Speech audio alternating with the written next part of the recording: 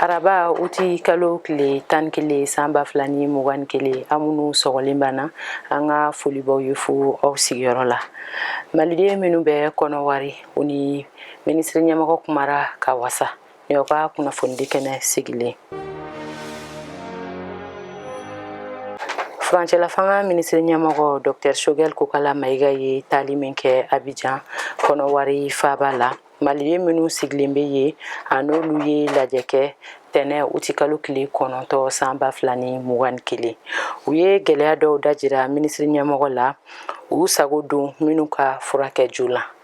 a bɛ fɔ sɛbɛn min ma tubabukan na carte consulaire biométrique o sɔrɔli u bolofɛnw lakanani avec baaraw wilili kokura Mali faamaw b'u tɔɔrɔli min kɛ kɔnɔwari sira kan o dabilali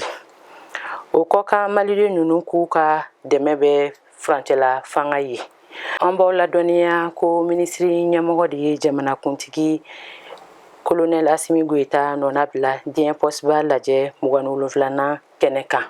laɲini kelenw na kɔkan maliden ni Afrique dɔnɲɔgɔnna ministre tun bɛ ministre ɲɛmɔgɔ nɔfɛ ale y'a jira ko wulikajɔw bɛ senna u ka gɛlɛyaw furakɛli la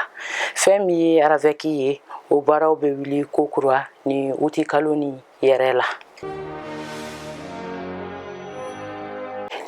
yɛlɛma doni politiki ko ni fangabulon cogoya la CNT mɔgɔw bɛ degeli kalan na kabini kunu CNT conseil bɛ degeli kalan na yɛlɛma doni ko la politiki ko ni fangabulon cogoya la a daminɛni kɛnɛ ɲɛmɔgɔya tun bɛ CNT ɲɛmɔgɔ dankan fɔlɔ Asadid Ag Imbarkawan bolo a bɛ kuncɛ bi uti kalo kile tan kelen sanba filani mugan kelen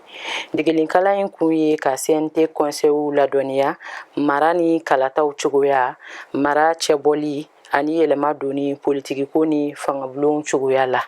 o kuntilenna n'a waleya cogoya nin bɛ dansigi an ka bi kunnafoniw na aw k'an bɛn waati wɛrɛ nin kɛnɛ in kan